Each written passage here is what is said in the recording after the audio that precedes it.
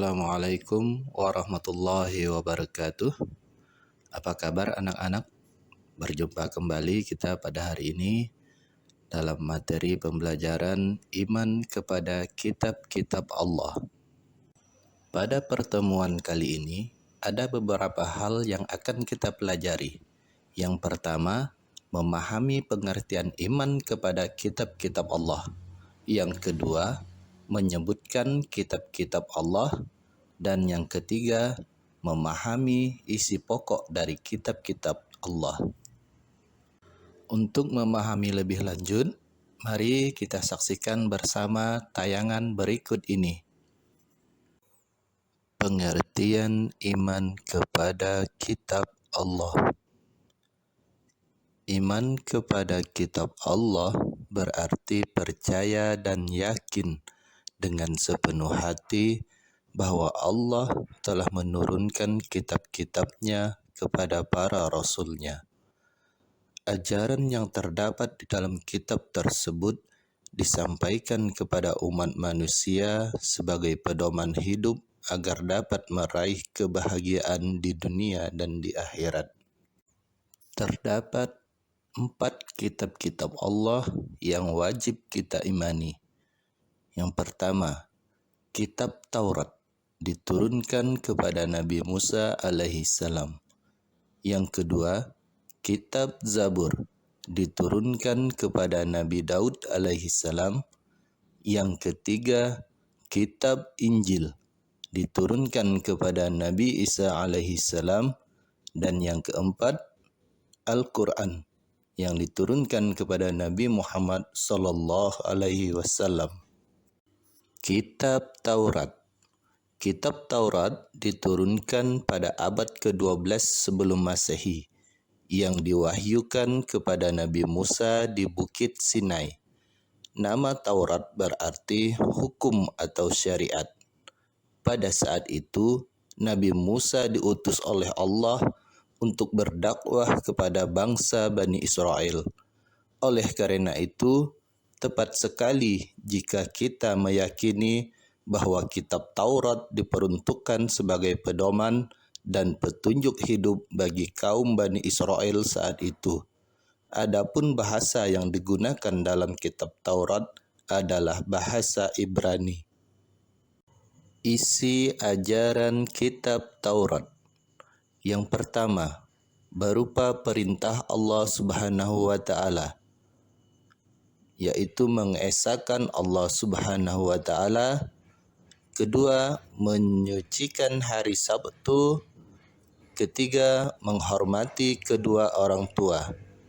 Adapun larangan dalam kitab Taurat, yang pertama, menyembah patung atau berhala, menyebut nama Allah dengan sia-sia, membunuh sesama manusia, berbuat zina, mencuri, menjadi saksi palsu, serta mengambil hak-hak orang lain. Kitab Zabur. Kitab Zabur diturunkan pada abad ke-10 sebelum Masehi. Diturunkan kepada Nabi Daud alaihissalam untuk bangsa Bani Israel atau umat Yahudi di daerah Yerusalem. Adapun kitab ini ditulis dengan bahasa Kibti. Isi ajaran kitab Zabur. Yang pertama, nyanyian untuk memuji Tuhan atau liturgi. Yang kedua, nyanyian perorangan sebagai ucapan rasa syukur. Yang ketiga, ratapan-ratapan jamaah. Yang keempat, ratapan dan doa individu.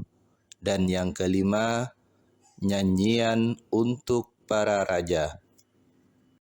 Kitab Injil.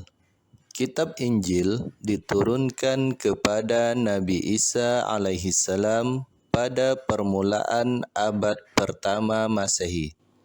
Kitab Injil diwahyukan di daerah Yerusalem. Kitab ini ditulis pada awalnya dengan menggunakan bahasa Suryani. Kitab ini menjadi pedoman bagi kaum Nabi Isa alaihissalam, yakni kaum Nasrani. Adapun isi ajaran dari kitab Injil, yang pertama, perintah untuk kembali mengesahkan Allah Subhanahu wa taala. Yang kedua, membenarkan keberadaan kitab Taurat. Yang ketiga, menghapus beberapa hukum dalam kitab Taurat yang tidak lagi sesuai dengan perkembangan zaman. Dan yang keempat, menjelaskan bahwa kelak akan datang kembali seorang Rasul setelah Nabi Isa alaihissalam, yaitu baginda Nabi Muhammad sallallahu alaihi wasallam. Kitab Al-Quran. Kitab Al-Quran diturunkan pada abad ke-7 Masehi, yaitu dalam kurun waktu tahun 611 hingga 632 Masehi.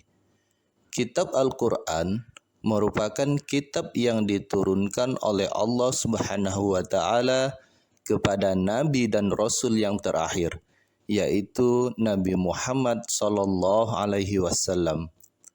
Kitab suci Al-Quran diturunkan oleh Allah sebagai penyempurna dan membenarkan kitab-kitab sebelumnya.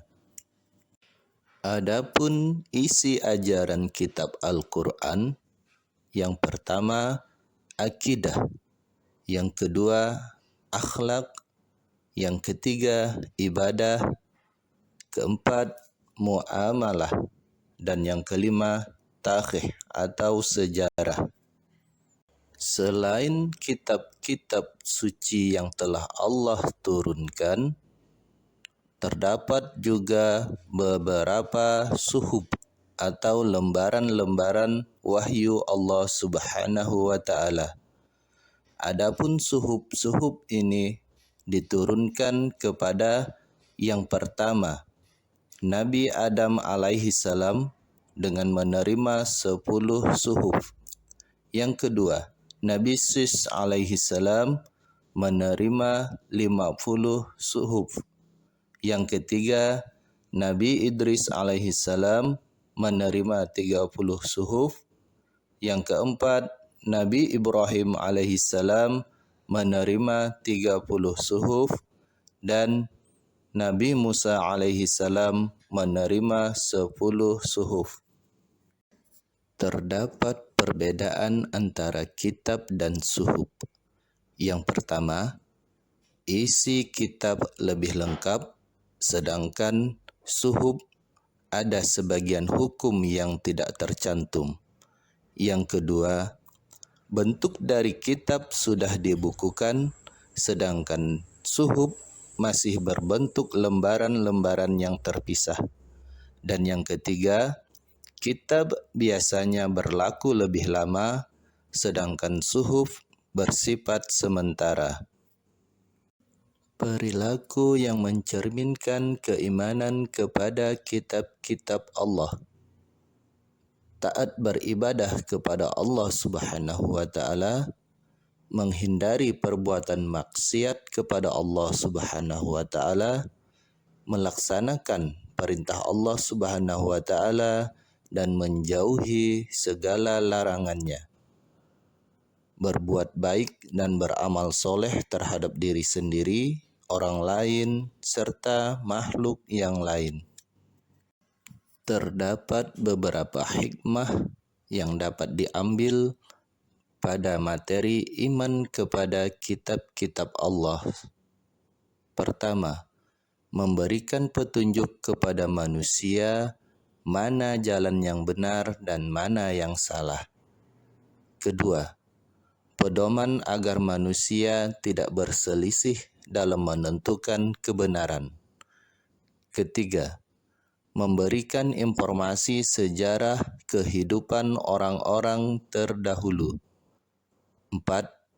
Manusia menjadi tahu betapa besarnya perhatian dan kasih sayang Allah kepada para hambanya dan makhluknya. Kelima, Manusia yang beriman akan dapat mengetahui dan membedakan mana yang baik dan mana yang buruk. Keenam, hati manusia menjadi lebih tentram dan menambah ilmu pengetahuan. Ketujuh, memiliki sikap toleransi yang tinggi karena kitab-kitab Allah memberikan penjelasan tentang penanaman sikap toleransi.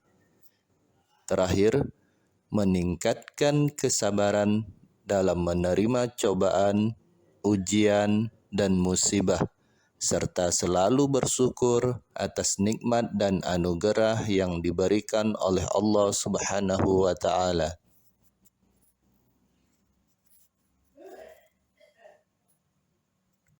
Nah, anak-anak, itu dia tadi materi pelajaran kita pada hari ini, yaitu iman kepada kitab-kitab Allah.